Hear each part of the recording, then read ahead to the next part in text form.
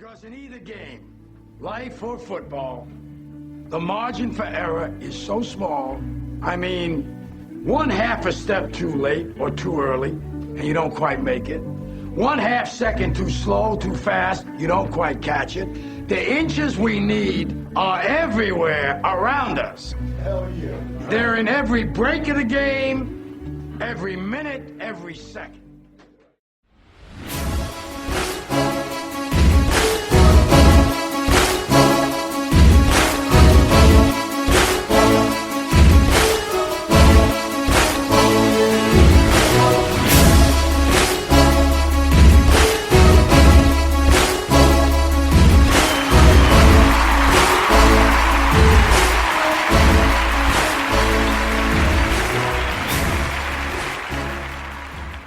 Well, we are going to graduate, some of us, hopefully. I did not graduate. I went to school and I could tell everybody, oh, I had a learning disability, or I had this, I had that, and the other. And instead, well, I went to school as much as I could. I tried to do as well as I could do. And I was friends with a lot of people, and all they talked about was what college they were going to go to, the universities. And I felt a little bit, towards, in high school, I felt like I'm not planning on going there. I don't know if I have that brain, and I already felt like I was missing out, and that was then. Later on, you will still have those feelings. That doesn't mean that it's bad. I wish I would have been more involved with sports. And you listen to people talk about their experience with sports. It doesn't mean it's bad. What am I talking about? It's as long as you're doing something else and you can replace it, in that while somebody else was going to school, let's say I was going to church, or I was out in the field knocking on doors. I'm not a Jehovah's Witness. I guess that putting those two together, it would sound like that, but mine would be to try to build a company. If you're not big in organized sports, well, let's say you're the type that goes to the gym and you have your memories there and you have the effects of it. Well, then maybe the person that's playing badminton professionally, if there is such a thing, is jealous of what you're doing, or golfing, or whatever it is. So yeah, there was that little bit of, man, I wish I would have went to school. That being said, I had to make up for it with hard work. And when I say hard work, I'm talking about I would put my work up against anybody's work, in that, it's hot, it's messy, it's stressful, we were under-equipped, it was dangerous, it did not pay very well, it was very unglamorous, very unrewarding. At least from the surface, it seemed that way. It doesn't make it any easier, but luckily, I had the attitude of, hey, you just do it. And I would rather die than be called a wimp or a quitter or a bad worker. Think of whatever negative things that would bother you, and I just didn't want to be called that. And that is kind of what I'm going to talk about in my commencement speech to you guys that are graduating. A lot of you are wondering, what am I going to do now? I'm graduating. I'm going to either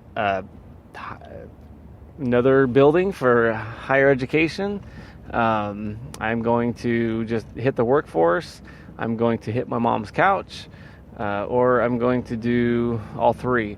I would recommend doing all three, and then whatever one allows you to be happier and to give you the most promising future, do that.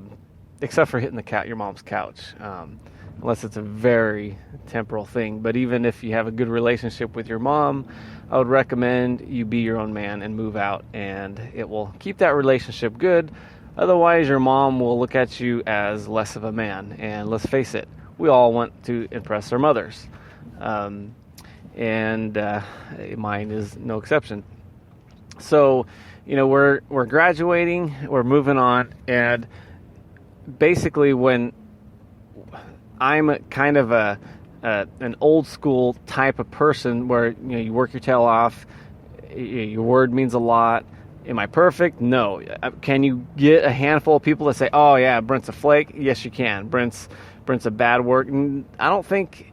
Luckily, it's ironic because nobody would call me lazy. In fact, people tell me often, even my dad says, "Brent, I don't know how you do it." My uncles say, "I don't know how you do it." And these guys grew up in, these were World War II babies coming from Europe, and they're all hard workers. So I wear that as a badge of honor, and I wish I took compliments better, but that's a whole different issue. So these people tell me, "Oh yeah, I'm not lazy," but ironically, I feel lazy. I feel like I don't do what I should. I don't do what I should when I should do it. So that keeps me busy to where my outward appearance is I don't look lazy because I'm always busy. I think if I felt like, so comfortable in my own skin where I can care less about looking lazy or not, or I didn't feel lazy, that's just the way I am, that's the way I feel, then I think, ironically, people would call me lazy, and even though I didn't feel lazy. So it's kind of, here I felt lazy, and people are saying I'm not lazy, and the transverse is also correct. So you're young, and you have such a valuable thing right now. It's deciding. You have a platform to decide where am I going to go for here. How I'm going to jump off of in this direction or that direction. And I think when we 20-something years ago, there were less directions, and I think now that there's so many directions and opportunity that it's very important to really think about what you're going to do and to get the energy to do it very well. The thing about when we were graduating, when we were younger, it was like, what can you do? I filled out applications left and right, and when I was 16, 17, 18, I don't think I got one return on a job. And one, I didn't glow. Like I said, I did not do well in school. I was a horrible student. I did not shine when it came to my resume or even putting out my application. In fact, I was doing the math test for Home Depot, and I just said, to hell with it. My brain hurt too much. And, so there, I'm sure a psychologist could sit down and tell me exactly why, what was going on. Because what's interesting is things that I have a passion for, people will tell me I'm smart. And I think it's the same thing where I felt stupid and dumb, so you try to make up for it by just constantly educating yourself, whether it be listening to the radio, reading books, listening to smart people.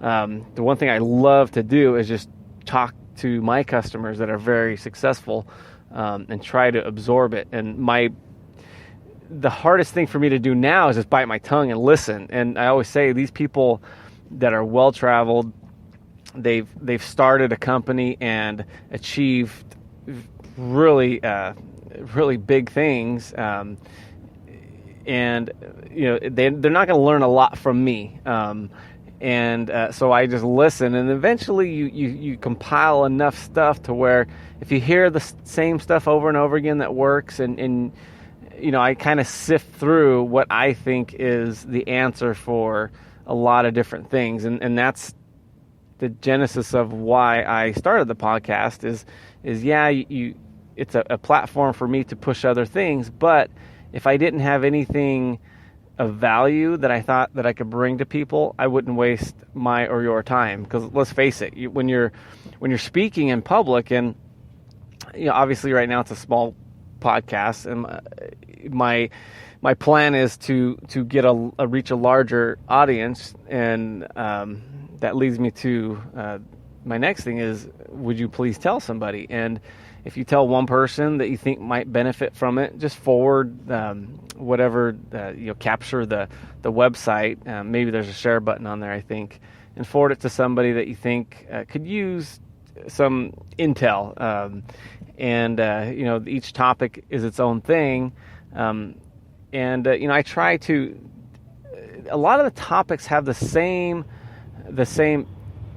core ingredient, and it all comes down to grit. Of course, there's so much more. Some of the guys I listen to on the radio, they'll talk for 3 hours a day, and they just don't have enough time. So there's a lot more to it, a lot more information out there. But the biggest thing is putting yourself in a position to have an open mind to listen to it. And now that you hear the information, are you going to implement it?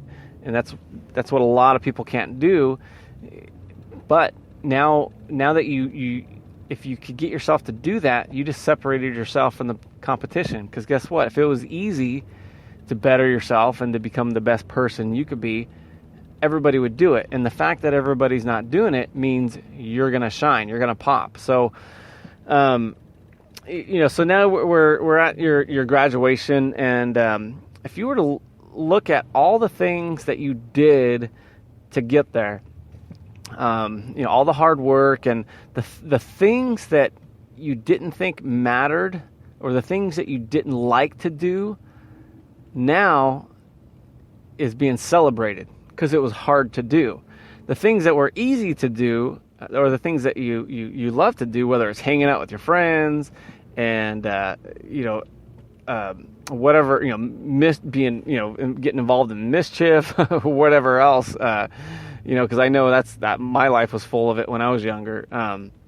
And those things that you thought were so important, like impressing your friends, and doing certain things, those things not so important now, you'll notice. And guess what? As you get older, you ask your parents, other than family, who are you talking to that you may have stuck your neck out in high school and did something to try to impress them? Who are you talking to now that you knew then? Probably nobody, because you tend to become friends with the people you have the same hobbies with, and the people you spend time with, people that are close to you, literally the people that are close to you. If somebody lives too far, it may just be a Facebook friend or what have you.